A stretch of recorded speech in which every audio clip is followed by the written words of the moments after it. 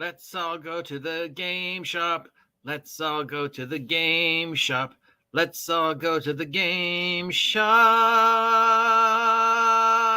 and buy ourselves some swag.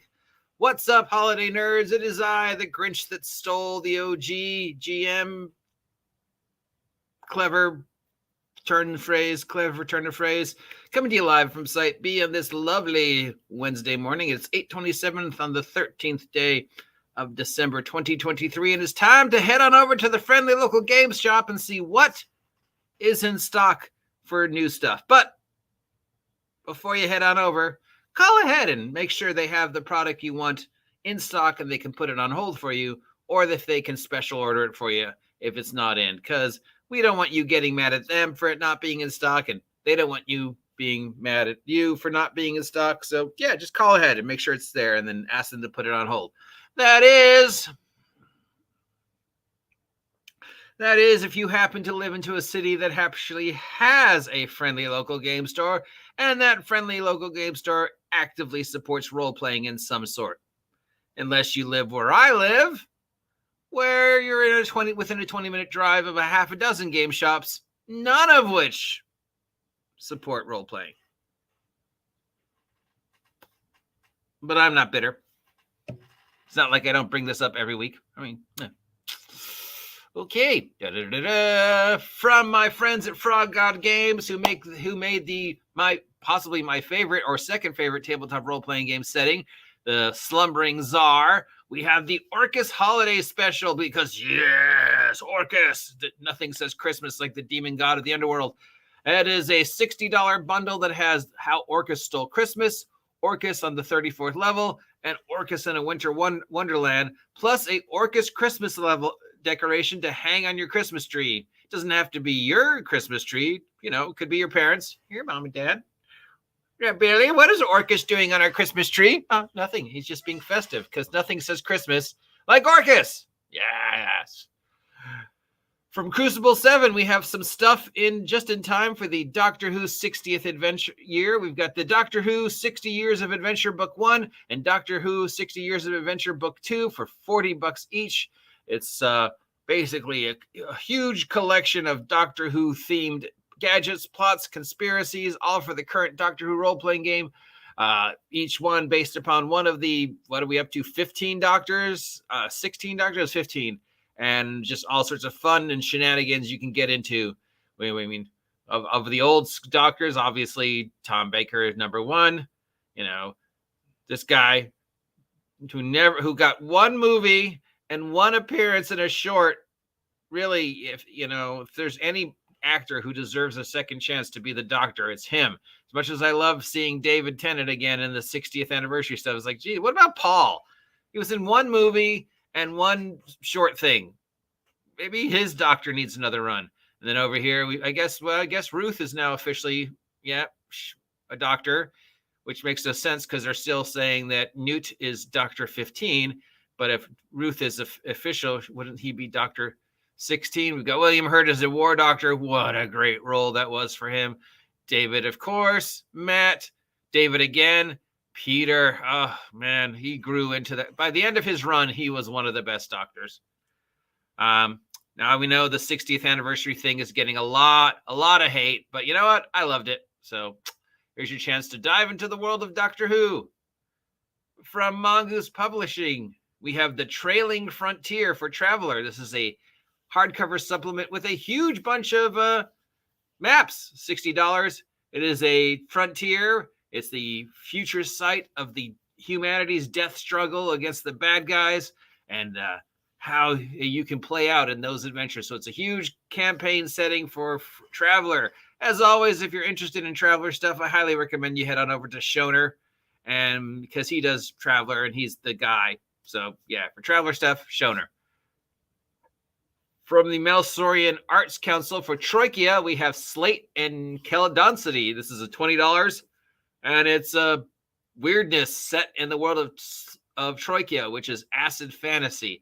How would you describe Troikia? The movie Heavy Metal or the movie Wizards, I think, would probably be the best way to describe the Troikia setting. Gonzo, science fantasy rock, prog rock inspired weirdness. And this is an adventure for Troikia plus the core rules for Troikia.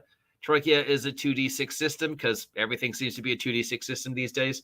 My friend Ra Rasputin used to do a lot of covering of Troikia. He hasn't posted in a while, but if you ever want to find out more about this setting, head on over to his site and see what he had to say about it about a year ago. Bam, bam, bam, bam, bam, bam.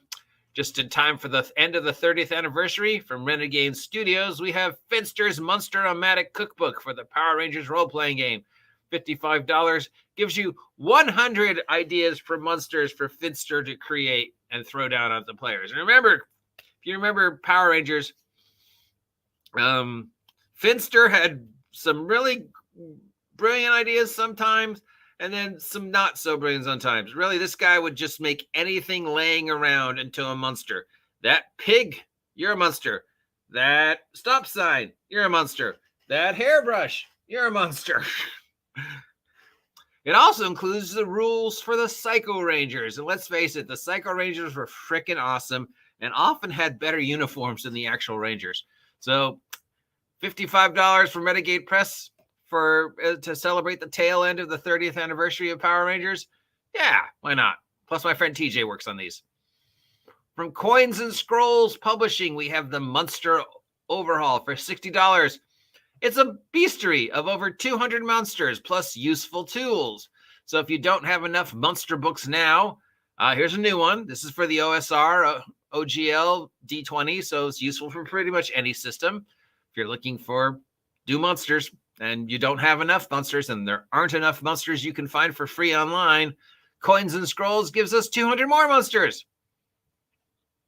From Ratti Incanti, R-A-T-T-I first word, I-N-C-A-N-T-A-T-I second word, Ratti Incantia, we have The Chair and Click Clack Gushing Graveler.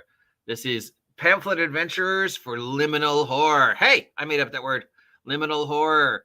The Chair is an adventure for 2 to 4 players where you explore the house and try to survive and destroy a cursed chair. A possessed, cursed chair that traps and kills people.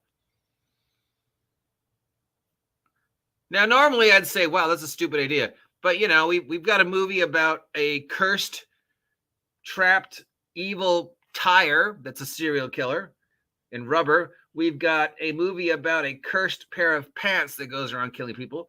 We've got a movie about a cursed pair of hair extensions that goes around and killing people.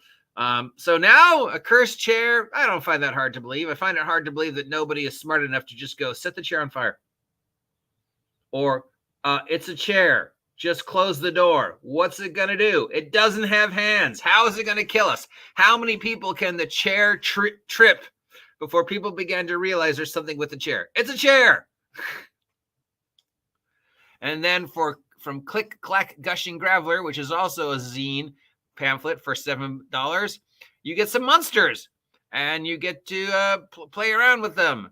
So basically it's just sort of a teeny little monster manual for $7, all based around the idea of liminal horror. And then from Nerdy Pup Games, this was announced a while ago. I guess its Kickstarter is finally finishing. So don't feel so bad, people who are investing in the Monty Cook one now and waiting for 2-3 years to get the results for their Kickstarter. Rebels from the Outlaw Waste started its Kickstarter a while back. I remember talking about this at least a year ago, if not longer. And it looks like it's finally coming to an end. This is from Nerdy Puck Games. It's called Rebels of the Outlaw Waste. It uses stickers. Yes, I know we talked about this because I'm like, stickers? Yeah. A stickers role-playing game. But once you use the stickers once, aren't you like screwed? Unless you can use any stickers you find in the wild. Because, you can find stickers anywhere if you just look for them. There's entire stores dedicated to just stickers. But if it's just you have to use the stickers that come with the game, well, you're kind of screwed unless, of course, there's a built-in buy more stickers from us mechanic, which, is brilliant. Hey, oh no, you're out of stickers, and these stickers are the ones you need for the game. You could buy them from us. And then Etsy artists are going to go, no, why buy their stickers? Look at our stickers that we made for the game. And then some clever DM is going to go, screw that, just use whatever stickers you want.